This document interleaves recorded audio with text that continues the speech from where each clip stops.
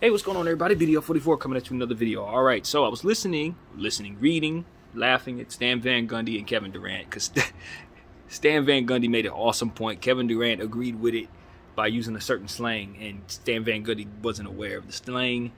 Essentially Stan was saying, we got, take into account 90s basketball. They had strength and conditioning coaches and trainers. That was it. That was the whole department. And they played more games, they practiced more, they had more back-to-backs, and they had less hamstring pulls and injuries like that that are happening so often in this era where they have so much more advanced, ways of handling these types of things. And so I agree with him. So did KD, but apparently Stan didn't realize that when KD quoted, "He's spitting," that means that boy's spitting, he's spitting that fire. Stan didn't understand the slang. He thought he was criticizing him, so he tried to reiterate and say, no, it's not. And so I thought that was kind of funny. Stan and Kate, Stan ended up understanding now. He'll know from here on out that when somebody say he's spitting, he'll know that means we agree with you. But no, he's absolutely right, because at the end of the day, I think what it comes down to is something that LeBron James talked about in referring to himself in regards to how he likes to go about things, which is the more he plays, the better he is. Just like Russell Westbrook too. He didn't want to come off the bench because he's used to doing the same thing over and over again.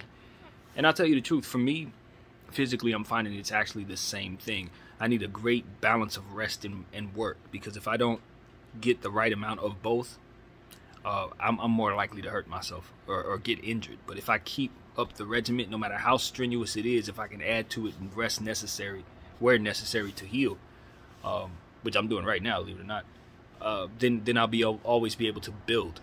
But if you don't allow yourself to keep that certain rhythm, and you're going in and out of lineup, or you're not allowing yourself to fully heal from injuries, or you're not giving yourself the consistency leading up to those injuries that would have you as durable as you need to be, then you're not going to be able to ever actually sustain, I think is what I'm gathering. Even though they played more games in the past and practiced more and did all of that more, what it provided them was more of a resistance to injury. It made their muscles stronger. It made them tougher. It made them more mentally focused on what it is that they had to do, rather than allowing themselves lower thresholds from which to reach. And that's a real thing. If I tell myself that my maximum is only going to be working out 4 days a week, and I push it to a 5th day, it's going to be strenuous as hell. But if my maximum is 6 days a week and I lower it to 5, you see what I'm saying? My body's not going to really react to that in the same way, obviously. And most importantly, I'll be in much better shape if I continually have those 6-day workout weeks rather than 4-day workout weeks. You see what I'm saying? I'm just going to be in better shape. And I think that's what's happening to these guys. They're not giving themselves consistent work. It's like they're going in and out of lineup. Some of them they play for a good spurt for 2 weeks, roll an ankle, come back, and then not be able to get back on the floor necessarily because new guys are coming in. And that's another aspect of it as well. It's more talent. Teams are fuller. So you lose your spot to injury, you may not have it when you get back. You come back, you got a whole different team because they didn't call up 7 or 8 different guys or whatever. So it's just more to take into account in regards to the consistency that guys are expected to play. And I think that directly correlates to what it is that we're talking about too. I think NBA expansion can actually help with that. I do believe expansion is the way. I think there's too much surplus young players on certain teams, not enough young players on other teams, as we see in certain, just bad organizational decisions played out over time leave players at a disadvantage to have to be overlapped with different timelines and stuff like that, same timelines rather. And I think that is directly correlated to this as well.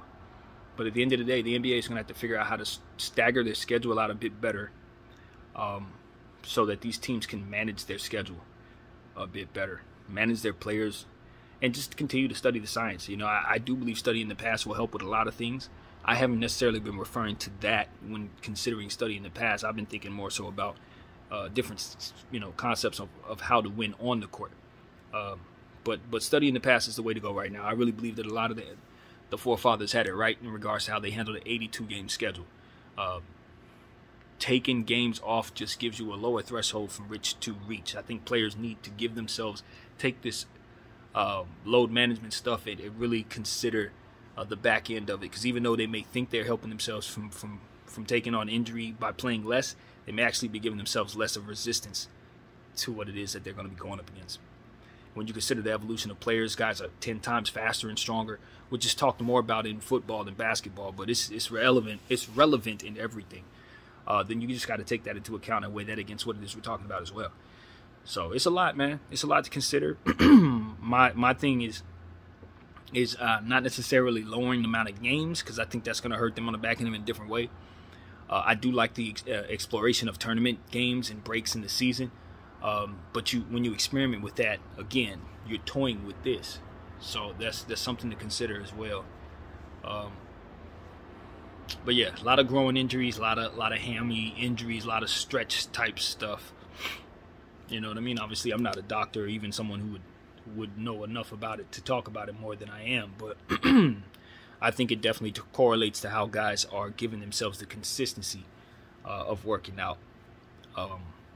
It's not just about working out more advanced. It's about that repeated every day. And then from there, turning it into rest and work and all of that other stuff. So, nutrition. You know, it's a lot that goes into it. Travel also goes into it. How often these guys have to be on planes, how long. But, you know, it is what it is, man. It is what it is. Hopefully the NBA can figure themselves out and try to find a way to get these guys to last out in these seasons a little longer, to be more durable. So that's pretty much what I got to say, man. This wasn't going to be a long video. My name is Vito44. Thank you all for watching.